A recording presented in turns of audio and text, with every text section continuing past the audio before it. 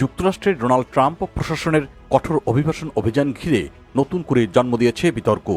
মিনেসোটায় অভিযানের সময় এক ভেনেজুয়েলান অভিবাসীকে গুলি করার ঘটনায় অভিযুক্ত আইসি কর্মকর্তা ক্রিশ্চিয়ান কাস্ট্রোকে টেক্সাস থেকে গ্রেপ্তার করা হয়েছে। ঘটনাটি শুধু আইনশৃঙ্খলা ইস্যু নয়, বরং যুক্তরাষ্ট্র জুড়ে অভিবাসী অধিকার, ফেডারেল ক্ষমতার অপব্যবহার এবং পুলিশের জবাবদিহি নিয়ে বড় প্রশ্ন তুলেছে।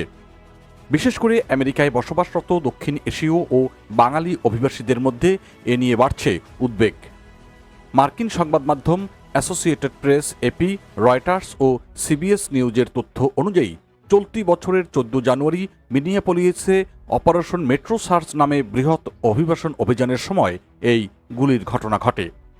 অভিযোগ রয়েছে, আইসি কর্মকর্তা ক্রিশ্চিয়ান কাস্ট্রো একটি বাড়ির দরজার ভেতর দিয়ে গুলি চালিয়েছেন। এতে ভেনেজুয়েলান নাগরিক হুলিও সিজার সোসা গুলিবিদ্ধ হন। মিনেসোটার হেনেপিন কাউন্টি অ্যাটর্নি অফিস জানিয়েছে, প্রায় 11 দিন ধরে খোঁজার পর শুক্রবার টেক্সাসে কাস্ট্রোকে আটক করা হয়। এই অভিযানে Minnesota bureau of criminal apprehension, department of homeland সিকিউরিটির ইন্সপেক্টর জেনারেলের অফিস এবং টেক্সাস রেঞ্জার্স যৌথভাবে কাজ করেছে। হেনেপিন কাউন্টির অ্যাটর্নি মেরি মরিয়ার্টি বলেছেন, আজকের গ্রেপ্তার বিচার প্রক্রিয়ার একটি গুরুত্বপূর্ণ ধাপ। আইনের ঊর্ধ্বে কেউ নয়, তবে আইসি দাবি করেছে এই মামলা রাজনৈতিক উদ্দেশ্য প্রণোদিত। সংস্থাটির ভাষ্য, কর্মকর্তাদের বিরুদ্ধে আনা অভিযোগ আইন প্রয়োগকারীদের মনোবল দুর্বল করে দিতে পারে।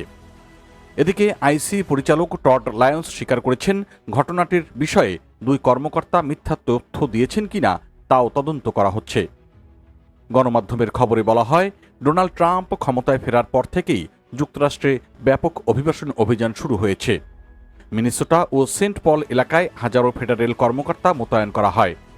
প্রশাসন এটিকে সফল অভিযান বললেও মানবাধিকার সংগঠনগুলো অভিযোগ করছে যে অভিযানে অতিরিক্ত বল প্রয়োগ ও নাগরিক অধিকার লঙ্ঘনের ঘটনা ঘটেছে। বিশেষ করে যুক্তরাষ্ট্রে থাকা বাংলাদেশি, ভারতীয়, পাকিস্তানি ও লাতিনো অভিবাসীদের মধ্যে আতঙ্ক তৈরি হয়েছে।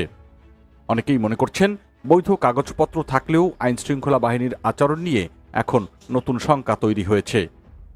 এর আগে মিনেসোটায় আরেক আইসি কর্মকর্তা গ্রেগরি ডনেল মর্গান জুনিয়রের বিরুদ্ধে মহাসড়কে গাড়ির দিকে অস্ত্র তাক করার অভিযোগ আনা হয়।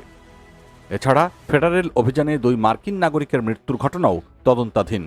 এর প্রভাবে যুক্তরাষ্ট্রে বসবাসরত বাঙালি অভিবাসীদের বড় একটি অংশ বিভিন্ন ভিসা, আশ্রয় আবেদন বা গ্রিন কার্ড প্রক্রিয়ার মধ্যে রয়েছেন।